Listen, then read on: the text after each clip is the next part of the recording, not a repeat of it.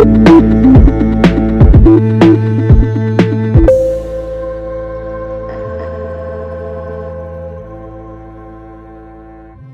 continuación, el doctor David Larreategui es médico internista y especialista en enfermedades infecciosas. Es docente de pregrado en la Universidad de las Américas de Quito. Es docente de posgrado en la Universidad Central del Ecuador. Es docente de rotación en Latinoamérica para el internado rotativo de University of Health and Medical Science en Estados Unidos, Nueva York. El día de hoy, el doctor Larreategui nos va a acompañar con la charla Métodos diagnósticos de tuberculosis pulmonar y extrapulmonar. Muchas gracias, doctor Larreategui. Le doy paso para que pueda compartir su pantalla. Es una agenda corta de 40 minutos, 45 máximo, epidemiología en Ecuador de la tuberculosis, características clínicas, características patológicas, métodos diagnósticos y la actualidad y un poco las conclusiones. Mis conflictos de interés en tuberculosis es que soy un speaker de Gilead y Merck de tuberculosis y VIH, y soy speaker de antibiótico terapia y antifímicos también de Bayer, Janssen y Pfizer, Ecuador y Janssen Internacional. No tengo conflictos de interés para esta charla. Un poquito la epidemiología de la tuberculosis en el Ecuador. La Organización Mundial de la Salud ha reportado una disminución de los casos de tuberculosis en los últimos 15 años en general. Podemos ver cómo la incidencia mundial de TB ha ido disminuyendo, un poquito en contraparte lo que ha ido pasando en el Ecuador, en donde la incidencia más bien ha ido en un incremento. Mientras el mundo está en un decreciendo, nosotros no logramos llegar a este decreciendo y más bien vamos hacia un incremento de casos, con lo que es la relación tuberculosis y VIH, que antes era una enfermedad, o que sigue siendo una enfermedad muy asociada a VIH. Podemos ver cómo en general, inclusive en el paciente VIH, la infección sigue siendo, va decreciendo, va disminuyendo, así como va la mundial en pacientes negativos, en los pacientes VIH positivos también. Entonces, en general podemos decir que hay un avance notable en lo que es tuberculosis a nivel mundial. Los países que tienen, que se encuentran en manejo de vigilancia de los datos, principalmente de resistencia, nosotros mantenemos una vigilancia, digamos que indirecta de VIH, pero ya casi todos los países del mundo están haciendo una vigilancia notable de la tuberculosis. Y lo que es datos compartidos y actualizados de tuberculosis, pues aquí estamos bastante mal en Latinoamérica, estamos bastante quedados en lo que es reporte de datos de acuerdo al reporte mundial de la Organización Mundial de la Salud. La estrategia nacional de TB está un poco atrasada en el reporte actualizado de datos según este mapa del 2021 de la Organización Mundial de la Salud. Y los datos de relevancia importante y clínica, el Ecuador, Bolivia y Perú, Ecuador, Venezuela y Bolivia son los únicos países que no han hecho un adecuado reporte de datos de casos de tuberculosis y resistencia, que es penoso porque en Sudamérica estamos bastante mal, no hemos podido reportar. Lo que es el tratamiento de reporte de casos, pues nosotros reportamos un 12 a 30% de casos en pacientes con tuberculosis resistente. Lo que es la tasa de confirmación bacteriológica, también un poquito bajo en el Ecuador, bordeamos el 28% de confirmación bacteriológica al paciente que le doy antifímicos, sin muchos tratamientos son sin confirmación bacteriológica. La sensibilidad a fluoroquinolonas por parte de la tuberculosis del Ecuador tiene por ahora una adecuada sensibilidad, aunque este dato es del 2019 y se cree que la pandemia va a cambiar un poco este dato por el sobreuso y el indiscriminado abuso de fluoroquinolonas que se dio durante la pandemia, y probablemente el Ecuador ahora presente una mayor resistencia a quinolonas. Y los países que estamos en vigilancia o que se mantienen en vigilancia de casos de manera activa a través de sistemas digitales, Venezuela, Colombia, Ecuador y Bolivia no logran alcanzar vigilancia digital, aún dependemos del registro manual de un sistema EPI, lo cual también complica esta característica. Y la notificación de trabajadores con tuberculosis, el Ecuador y Colombia son los países en Sudamérica que más reportan casos de médicos, enfermeras, personal de salud que se contagia de tuberculosis. En general, les podría decir que es importante ver cómo la tuberculosis tiene una relación importante con el Ecuador y que tenemos un manejo estratégico bastante deficiente del Plan Nacional de Tuberculosis, que creo que está bastante fuerte, pero necesitamos mejorar. Por ejemplo, en este dato del 2020, pues como no tuvimos vacunas de BCG y un poco se perdió los datos y la pandemia tampoco contribuyó, el Ecuador es el único país que no ha reportado datos de vacunación de BCG durante la pandemia.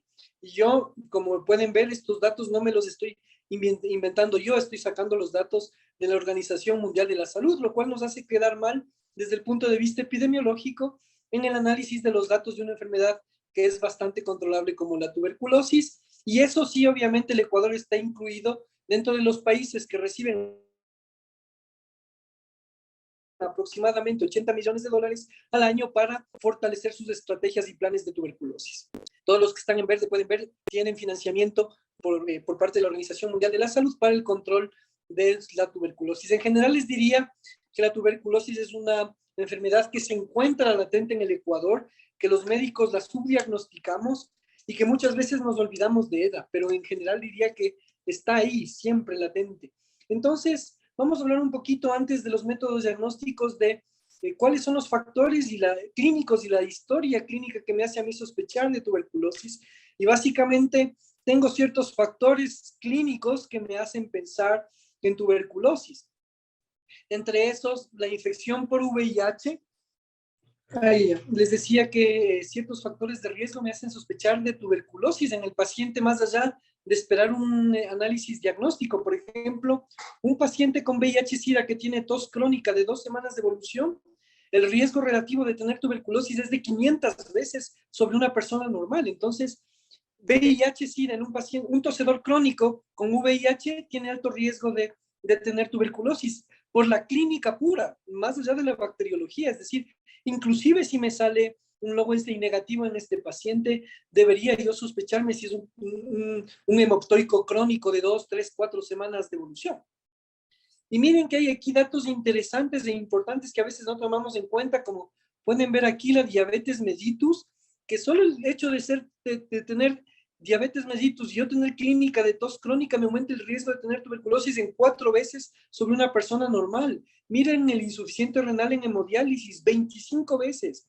La gastrectomía, los pacientes que ahora se hacen mangas gástricas, que se hacen cirugía de obesidad, de 2 a 5 veces. Los bypass gástricos, los cortocircuitos iliares, sean estos traumáticos por neoplasias o por cirugía gástrica o por cirugía bariátrica, 27 a 63%, el trasplante renal en todo su contexto. Entonces, hay condiciones clínicas que me hacen sospechar en tuberculosis más allá de la presencia de un examen. También hay fármacos que me hacen aumentar el riesgo de que un paciente tenga tuberculosis, el esteroide, los inhibidores del factor de necrosis tumoral, los biológicos, en un 4.3, el metotrexato, el micofenolato, la azathioprina, fármacos utilizados en enfermedades autoinmunes. Inclusive hay un registro mundial, el registro de biológicos en dermatología y el registro de biológicos en reumatología, en donde se van registrando los pacientes que van desarrollando tuberculosis con la presencia o el uso de cualquiera de estos fármacos. Hay un registro innumerable. Y entonces, ese es el factor de riesgo, considerando que la tuberculosis es una infección absolutamente respiratoria que se transmite por gotas, gotículas y microgotas, prácticamente una copia del COVID. Necesito 2 personas, una persona enferma y una sana, para que se pueda contagiar la tuberculosis. Y por eso es que es importante manejarnos también en pacientes con tuberculosis con las mascarillas N95 y KN95, que también ayudan a la disminución de la contaminación por tuberculosis. Recordarles que una vez que yo sano me infecto, si yo tengo una buena respuesta inmunológica, generaré una limitación de la infección y por mi buena respuesta inmunológica detendré la infección tuberculosa. Esto es lo que nos ocurre a la mayoría de ecuatorianos, pues atrapamos al bacilo dentro de nuestro granuloma o complejo primario y se queda ahí. Pero cuando yo tengo la respuesta inmunológica insuficiente, paso a tener lo siguiente, paso a hacer la infección. ¿Cuál es la historia natural de la tuberculosis? Si yo tengo exposición a pacientes con tuberculosis, la probabilidad de que yo no me infecte, inclusive estando con ellos de manera directa, es entre 7 y 9 veces de cada 10, es decir, 9 veces es probable que no me contagie. Y hay una probabilidad de un 10% de que me contagie. Y si me contagio, tengo dos probabilidades de tener tuberculosis. Una forma latente en donde nunca desarrollaré la enfermedad, mi inmunidad bloquea la enfermedad, y una forma activa que dependerá mucho de mi respuesta inmune, que será este 10%, y de este 10%, y de este 10% tratado, si yo no le trato al paciente y hace tuberculosis activa, tiene una gran probabilidad de muerte a los 2 años y una baja probabilidad de sobrevida. Y en lo contrario, si yo le trato, baja probabilidad de muerte y una alta probabilidad de curación, inclusive en tuberculosis resistente. Entonces, un poquito para recordarles, el bacilo llega al pulmón, el macrófago lo fagocita, el bacilo se multiplica dentro del macrófago, el macrófago genera una respuesta inflamatoria local, se acercan células gigantes de Langerhans, macrófagos espumosos, linfocitos, neutrófilos, y se produce una gran respuesta celular, se forma un granuloma con células epiteliales y tejido fibroso, y en la parte interna los bacilos y estos macrófagos infectados entran a un proceso de necrosis que es conocida como necrosis licuefactiva o necrosis gaseosa, se forma un casium dentro del granuloma, y por lo general yo puedo quedar, este fenómeno puede llegar a una fibrosis. Sin embargo, este casium puede licuefaccionarse o licueficarse y romperse este granuloma y formar una cavidad. Y esta cavidad termina siendo una caverna. Y en muy pocos casos, un paciente que no tuvo la capacidad de controlar la infección a través del granuloma desarrolla una diseminación sistémica y hace las formas terciarias de la tuberculosis, tuberculosis intestinal, peritoneal, abdominal, ósea, etc. Aquí un poquito más del resumen desde el punto de vista celular, que voy a pasar para llegar a la parte del diagnóstico. Entonces, hemos hablado un poco sobre el diagnóstico clínico, considerando el análisis. Recuerden cómo eran nuestra liga antituberculosa. El Hospital Pablo Arturo Suárez, vean, era un hospital como ahora, que se hicieron como COVID, igualito. En un hospital abierto, con amplias ventanas, con múltiples enfermos en estas zonas, que pertenecían a la Liga Ecuatoriana Antituberculosa, porque eran hospitales que concentraban enfermos respiratorios, parecido a lo que vivimos con el COVID. Con relación al diagnóstico, hablamos del diagnóstico clínico, la sospecha clínica, la presencia de tos, las características más importantes. Y dentro del análisis clínico ha habido grandes cambios en lo que es tratamiento y diagnóstico de la tuberculosis, con actualizaciones anuales de el diagnóstico y la terapéutica antituberculosa. Todos los años se generan reportes por parte de la Organización Mundial de la Salud con las características de diagnóstico y manejo. Entonces, existen dos pilares de la estrategia antituberculosa. La primera, integrar y diagnosticar a los pacientes centrados en el cuidado y la prevención, es decir, hacer diagnóstico del paciente y tratar a todo paciente con tuberculosis. Ese es el pilar número 1 de la Estrategia Mundial de la Tuberculosis.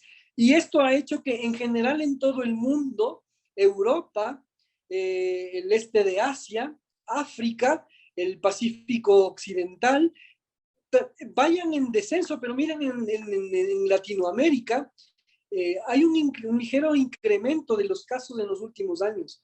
Entonces, llama la atención que en América ha sido mucho más difícil controlar la epidemia tuberculosa, un poco por nuestra característica, nuestra idiosincrasia y la dificultad del abordaje, porque lo mismo que nos pasa en Ecuador nos pasa en Perú, con un poquito las distancias y los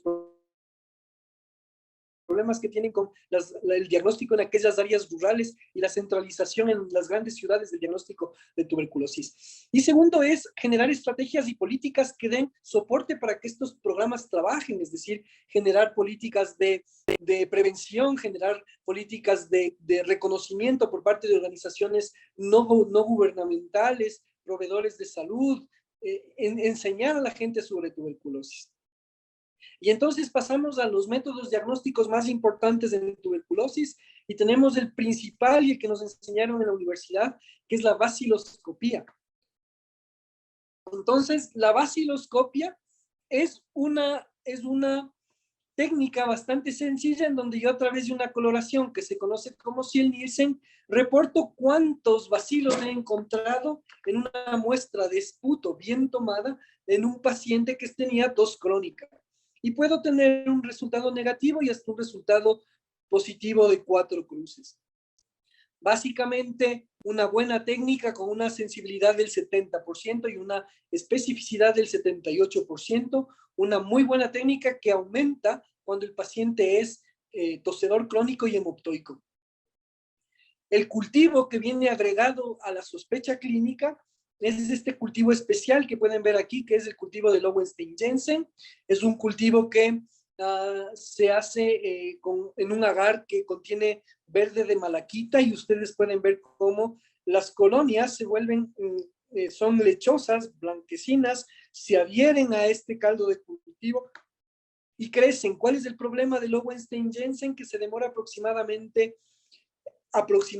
entre 3, el tiempo mínimo es 21 días y el tiempo de espera promedio, estamos hablando de 6 a 8 semanas para tener un crecimiento perfecto de los bacilos en este medio de cultivo e identificar a las micobacterias en este caldo. Entonces, esa es una característica. Luego tenemos el diagnóstico molecular de Mycobacterium tuberculosis, en donde está esta prueba de Expert que ha revolucionado el diagnóstico de tuberculosis. Básicamente es una técnica que busca la presencia de bacilos en el esputo del paciente. Se recoge la muestra del esputo del paciente, se le envía un cassette que tiene reactantes o que aceleran una reacción en cadena de polimerasa, y este cassette se coloca en un secuenciador que analiza la presencia de genes de bacilo tuberculoso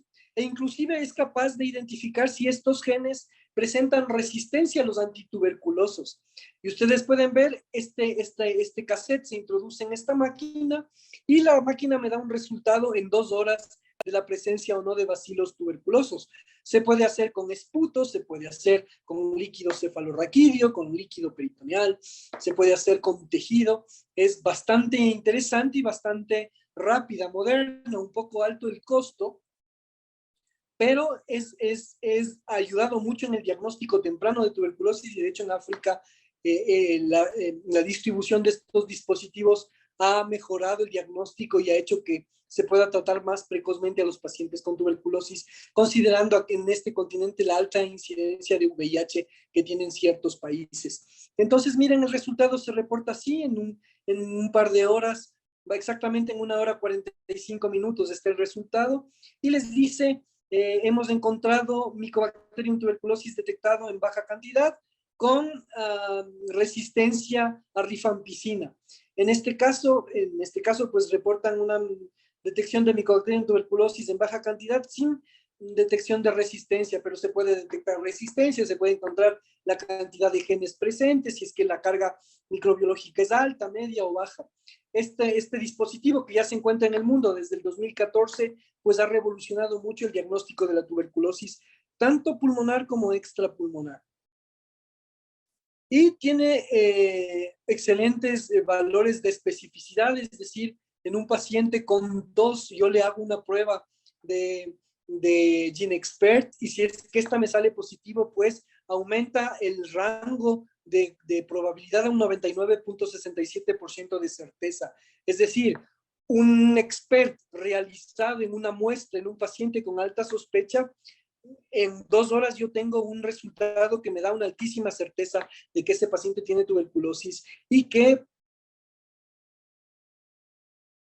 necesita tratamiento de manera efectiva. En general podemos ver que su valor predictivo negativo, la probabilidad de error, es bastante baja. Miren aquí, es bastante bueno la característica de la prueba de tuberculosis. Y en general, pues nosotros en un paciente, en nuestra guía tenemos que un paciente con baciloscopía y PCR positivo, pues prácticamente es confirmado. en un paciente con baciloscopía positiva termina también siendo confirmada. También tenemos la cuarta característica diagnóstica es el histopatológico, es decir, por ejemplo, un paciente que viene con una lesión inflamatoria del hueso lumbar, una espondilodicitis crónica que no se cura con antibióticos, el cirujano traumatólogo abre esa columna, toma muestras de ese pedazo de hueso y los lleva a estudio histopatológico. Yo puedo tener ciertos grados de sospecha dependiendo del histopatológico para pensar si es que hay signos de tuberculosis, inclusive si tengo, perdón, prueba de Ciel-Nielsen negativa. Entre esos tenemos la presencia de necrosis gaseosa y la presencia de granulomas tuberculoideos, que es tiene una alta probabilidad de ser sospechoso y positivo de tuberculosis. Tenemos el granuloma tuberculoideo sin necrosis gaseosa, que baja un poquito la probabilidad, el granuloma supurativo y sarcoidal, que son menos probables, y el granuloma de inflamatorio crónico inespecífico, que es prácticamente el que menos probabilidad tiene para tuberculosis. Pero, por ejemplo, encontrar un granuloma en un histopatológico de cualquier tejido con la presencia de necrosis gaseosa me da una altísima probabilidad de que se trate de un granuloma tuberculoso. Luego tenemos estos estudios que son un poco más recientes para diagnóstico de tuberculosis latente, que se conocen como IGRAS o gamma interferón assays, o estudios basados en gamma interferón, que básicamente son estos dos estudios. Tenemos el cuantinferón TB Gold y el ISA TB Spot, que es un estudio que identifica la presencia de anticuerpos activos contra la tuberculosis en pacientes que por lo general tienen el cuerpo, la lesión primaria activa en el pulmón. Entonces es un estudio bastante simple. Yo tomo la muestra de sangre, centrifugo esta muestra y el plasma de esta muestra, es decir, los anticuerpos, los confronto a anticuerpos manipulados que fijan a través de mecanismos de ELISA la presencia de anticuerpos de manera activa. Y nosotros desde este punto de vista decimos que el paciente está bajo la presencia de una tuberculosis latente. Algo similar a lo que ocurre con el PPD, cuando a mí me colocan aquí un poquito de la tuberculina del bacilo tuberculoso, y finalmente yo termino generando una respuesta inflamatoria. Esos anticuerpos que generaron la respuesta inflamatoria en el PPD de la tuberculina son los que se buscan en estos y se cuantifican en estos análisis de cuantinferón tuberculoso que ayudan para el diagnóstico de tuberculosis latente. Sin embargo, tienen varios problemas estos estudios, principalmente este de aquí, que para la tuberculosis latente yo tengo un solo estudio gold estándar, que es la prueba de tuberculina o PPD, y el cuantinferón tiene una baja sensibilidad y una especificidad que es buena, pero no termina siendo tan importante. Entonces, ¿cuál es el problema de cuantinferón, de ELISA por spot y de la prueba de tuberculina? Que estas pruebas nos van a ayudar con una baja probabilidad en diagnosticar pacientes con tuberculosis latente, si es que estos pacientes han sido vacunados o se han estado expuestos a la tuberculosis. Entonces, es un poco complejo estos estudios. Se debe utilizar con bastante prudencia. No se pueden masificar estos estudios de cuantinferón, tienen que ser analizados muy claramente y lógicamente frente a cada paciente. Y aquí les he traído una serie de lo moderno y a lo que estamos avanzando en tuberculosis a nivel mundial para el diagnóstico de esta enfermedad. Entonces, lo primero que les muestro es, en vez de hacer el PPD a través de pinchazos, se están empezando a utilizar estos parches de tuberculosis. Son parches que contienen el bacilo atenuado. Se le coloca al paciente en el antebrazo y tras 3 días de exposición del bacilo a los macrófagos de la piel, se forman estas lesiones induradas, que son granulomas pequeñitos que hacen la lesión y me indican que este paciente tiene anticuerpos activos contra la tuberculosis.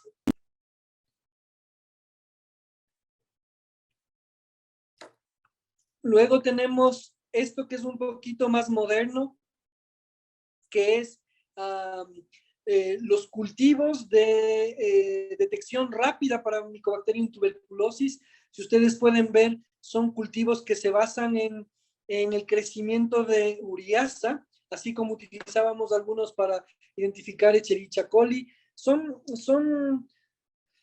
cultivos en donde a través de reacciones colorimétricas en 72 horas, 4 días, yo puedo identificar si esa bacteria que está creciendo en el cultivo es una micobacteria porque hace un cambio de coloración diferente.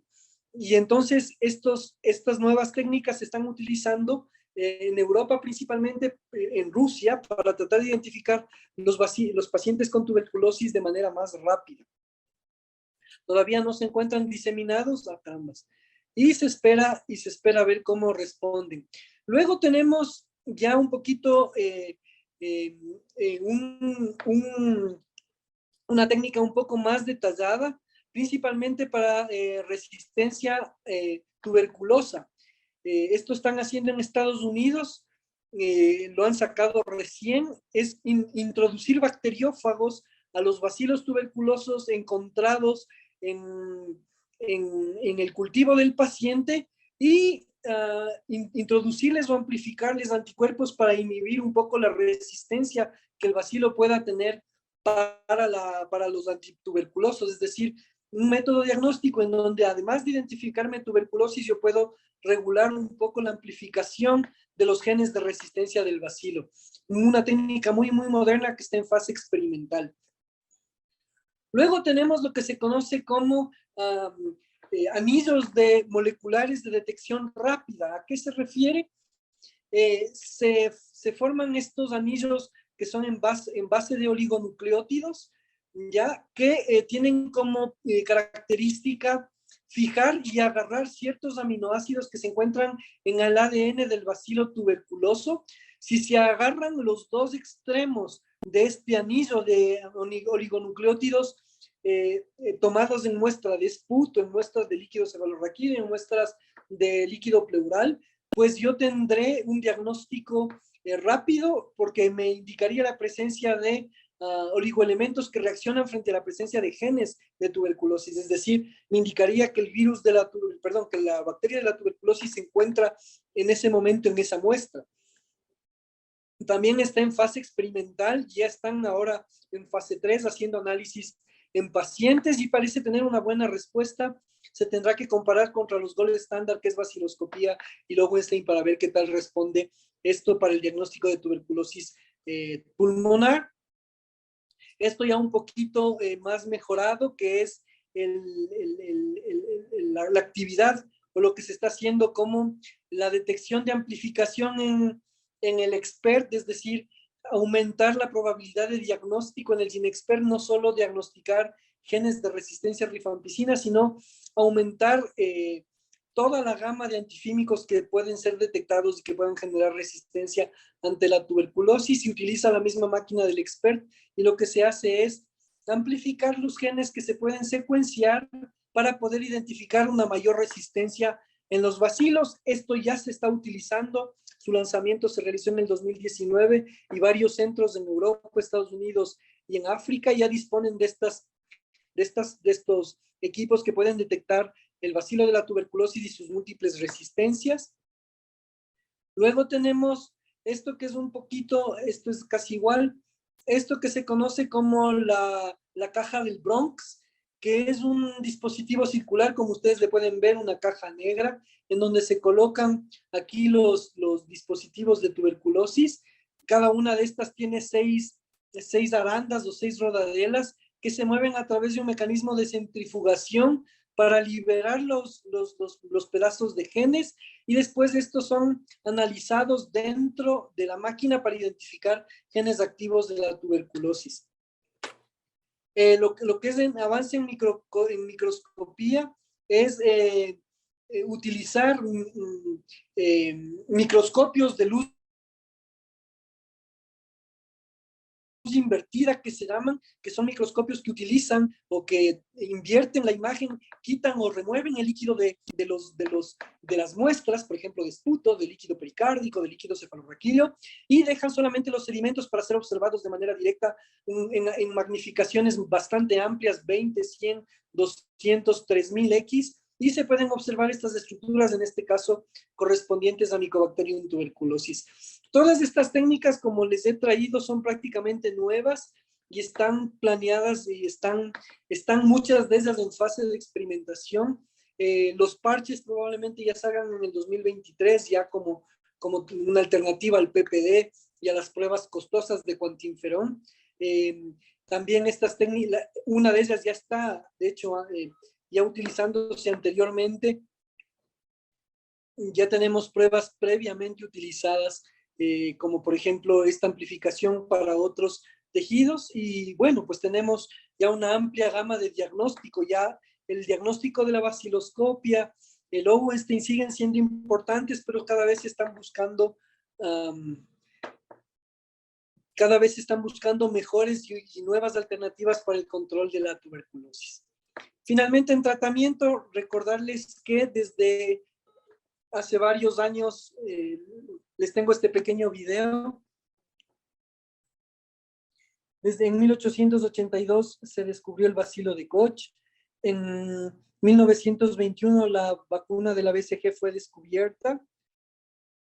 En 1943 el primer tratamiento fue descubierto, piracinamida. En 1963 el último tratamiento se descubrió en etambutol, y prácticamente nuevos tratamientos específicos y dirigidos para la tuberculosis prácticamente no se han descubierto hasta el 2020. Hay nuevos tratamientos que se han encontrado buscando alternativas a otras enfermedades, y nosotros tenemos una gran cantidad de muertos por tuberculosis a nivel mundial, y este es un dato importante que tenemos que tratar de mejorar y cambiar.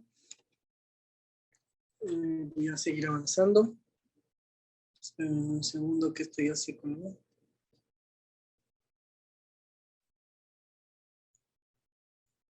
Y finalmente era eso. Y un poquito el tratamiento, que ustedes saben que la Guía Nacional de Tuberculosis, tiene dos esquemas. La primera fase y la segunda fase, isoniazida, rifampicina, piracinamida, etambutol los 2 primeros meses, y luego isoniazida, rifampicina los siguientes 4 meses. Y en la otra, la misma, parecida, por solo que la asociamos de streptomicina. Básicamente esos son nuestros esquemas, y el punto de la charla de hoy, que era ver nuevos esquemas diagnósticos y todo lo que se está haciendo nuevo en diagnóstico de tuberculosis. Espero que les haya sido claro un poco lo que se está haciendo de nuevo. Hay técnicas muy complejas que se están generando para poder diagnosticar y controlar más rápidamente la tuberculosis. Esto era de mi parte. No sé si tienen alguna pregunta. Muchas gracias. Perfecto. Muchas gracias, doctor Larrategui, por su charla bastante completa con respecto al manejo de la tuberculosis, los diferentes factores que hay que considerar sobre todo. Doc, una pregunta. Al ser VIH-Sida un factor de riesgo importante para el desarrollo de tuberculosis, ¿recomendaría realizar a todo paciente diagnosticado de tuberculosis y no VIH una prueba de tamizaje de VIH? En todo paciente con tuberculosis se tiene que hacer prueba de VIH. Eso es una normativa del Ministerio de Salud y de la Organización Mundial de la Salud. Perfecto, Doc. Y otra pregunta que también sería, a nivel rural y a veces a nivel los centros de salud se solicita que se tomen las pruebas de esputo para las pruebas y que posteriormente se llevan a planta central en la vaciloscopía para realizar la vaciloscopía. Tal vez qué factores pueden contribuir, y sobre todo me imagino que el factor tiempo es el más importante con respecto a que puede que se desnaturalice la prueba y que ya no funcione o que nos pueda producir un falso negativo. ¿Pero en qué te refieres? ¿En tuberculosis ganglionar? Sí, cuando llevamos la prueba de esputo, por decir. La prueba de esputo, es que la prueba de esputo tiene varias aristas. Tiene que ser bien tomada, tiene que ser un buen esputo inducido, tiene que ser en lo posible realizada al menos una frente a la persona que va a hacer el análisis o el médico que va a tomar la muestra o la enfermera o el auxiliar. Recordar que la tuberculosis no solo es de médicos y que, claro, interviene muchísimo. La técnica de esputo, existen ciertas características tanto para conservación, transporte y análisis de la muestra que tienen que ser respetados porque la probabilidad de que un paciente con tuberculosis por un mal transporte o recolección de la muestra salga negativo es alto.